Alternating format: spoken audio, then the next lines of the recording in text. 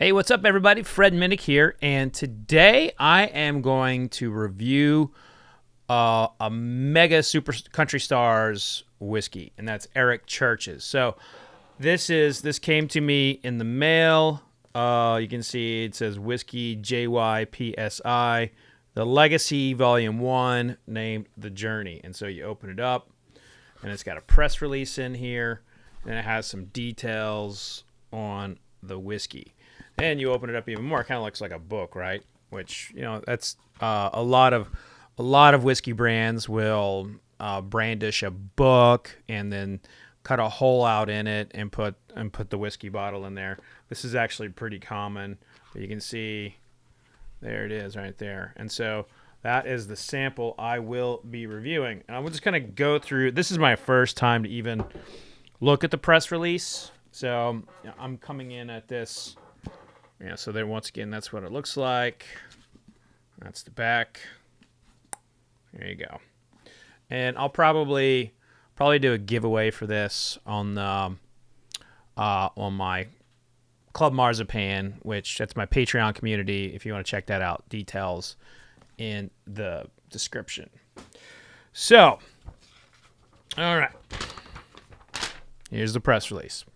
Before I get into this, I want to say that the market's probably pretty saturated with celebrity spirits, and I'm okay with celebrities coming into the game as long as they take it seriously, as long as they want to actually, create something that's outside of just, hey, I'm going to put my name on it. Now I'm famous. Look at me. I'm going to sell so much whiskey because I can have a stand in a liquor store and people will look at me beautifully. So as long as someone comes at it seriously, like I love how Paul Wesley and Ian Somerhalder have done Brothers Bourbon or Brothers Bond Bourbon. I think they have done an incredible job with that because they are blending it. They're out there hustling. They're going to liquor stores. They're actually doing more than just putting their name on it. And their name carries a lot of weight too, by the way. So that's probably my favorite example of how to do a celebrity whiskey right. So we'll see how Eric Church does. I know Eric Church had or has a great relationship with Jack Daniels too. So he has an incredible familiarity with whiskey. So just reading through here, he has partnered with Ari Sussman, which I hope I pronounced that correctly. I'm so bad sometimes with names, so I hope I got that name right. Ari, I know we communicate all the time on Instagram, so apologies if I got your name wrong. But I will say, Ari is a very, very good person to partner with from a whiskey perspective. He knows his stuff for sure. Okay, so this is $200 in limited quantity. Looking for details on the actual whiskey. I'm not seeing it in the press release, but I did see it in here in the box. So let me go through the details of the whiskey. Okay, so the details of the whiskey: 70% Indiana bourbon made from a 99% corn, 1% malted barley, and distilled in Indiana, of course, Indiana bourbon. 7 and 8 years old, and then 21% Canadian rye from a 91% rye distilled in Alberta and aged 20 years. So you basically have a blend. The first two parts of it's a blend of a 20-year Canadian rye and 7 to 8 year old Indiana bourbon. I mean, that's not a bad combo. And then the last 9% of their blend is 100% malted barley from Indiana. Now that is the part that can be tricky for me. Like, I'm not the biggest fan of Indiana malts. So now I don't know. I'm not saying they got that Indiana malt from MGP. If they would have say got it from Spirits of French Lick, which I doubt that would give me more confidence. But the malt I have had from MGP has not been good. So here we go. This is the sample bottle. Again, it's $200. Let's see if I can find the proof. get back here on the old press release. What's the proof here? What is the proof? Looking for the proof. Oh, looking for the proof. Oh my God, I hate press releases so much. I can't find the fucking proof. I can't find the proof on it here. And the press release, let me go back to the box. Back to the box! I also need to put WD-40, it sounds like, in my chair. All right. Can't find the proof. So now I'm going to go to the Google and just search for the proof here. JYPSI Journey Proof. Okay. It is 115 proof. All right. See, that wasn't so hard. I know what you're saying. You're like, hey, Fred, why don't you just kind of research it before you turn on the camera? Well, if you're saying that, then you have not been watching my channel long enough to know that I do absolutely hardly any prep work. My prep work has been done years ago, and it's just all in here, and I just kind of go. So, apologies. All right, so here we go. This is a composite of 20-year-old Canadian rye, 100% malted barley, and 7 to 8-year-old Indiana bourbon. I'll put the exact specs in the description if you'd like to see that. Okay, it smells pretty damn good. It smells like a tack room. Any horse fans out there? It smells like a really nice tack room. Lots of leather. Oh, man. It actually smells beautiful.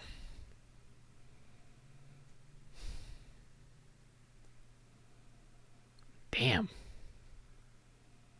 It's an elegant, very elegant, various types of leather that you find in a tack room.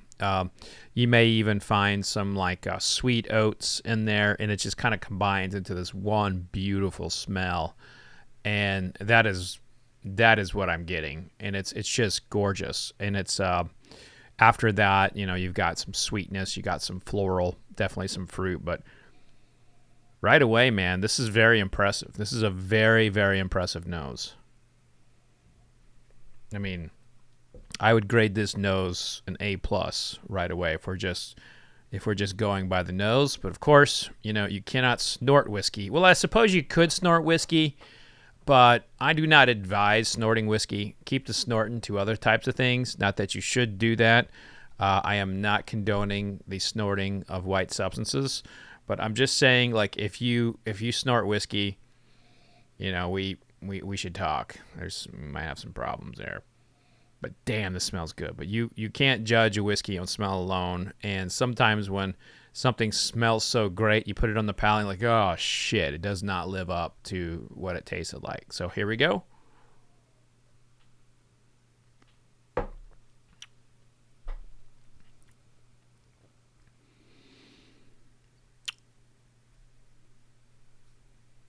Wow. I was not expecting to be wowed like this at all. Wow.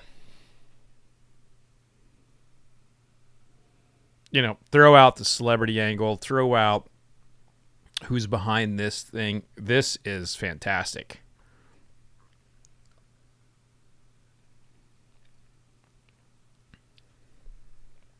My first thought is how it coats the palate. It covers every single inch of my tongue. And that is something that warms me. I love that. I love getting an entire mouthfeel. I love when my mouth is coated with whiskey. I'm not a big fan of when it just kind of hits an area and then kind of goes on to the next. And mouthfeel is so important for me. But damn, does that just drench my palate. You'll hear me sometimes, it curls in underneath the tongue. It's not doing that. It's not curling in underneath the tongue. It's not dripping down the jawline. It's just staying on the tongue. It's like one massive clear coat of this whiskey on my tongue. And from a flavor perspective, a lot of chocolate, a little rye muffin, a touch of banana. I'm getting some things in here. I can't quite figure out if I want to say it's like a jam or if it's a fruit. It's kind of like maybe even like a mashed strawberry or a mashed raspberry, but it's got that kind of like tardiness to it, a almost like a bitterness. Sometimes a raspberry can have a bitterness to it.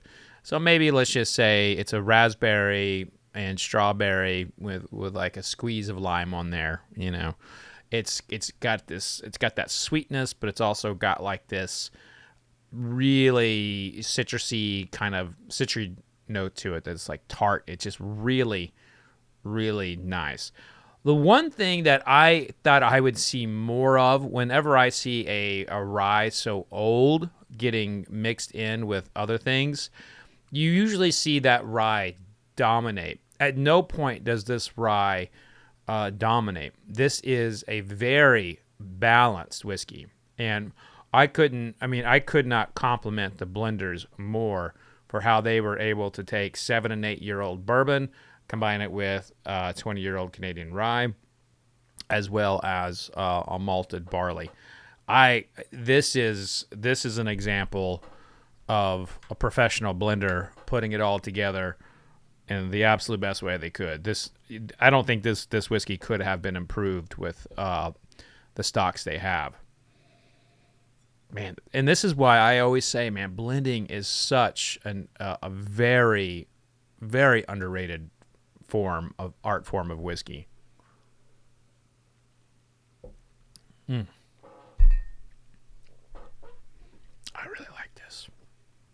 really like this a lot. Is it worth $200? Man, I think that's, as I'm feeling it finish, it's still finishing. This is a very long finish. I didn't end with that. And if I were to score this, which my saying, if I were to score this, that is my way of saying I'm about to score it. You know, this is a 93, 94. I'm gonna go on the lower side. I'm gonna say this is a 93-point whiskey for me. I'm in love with it. This is fantastic. But the problem that we face with this one is that it's $200.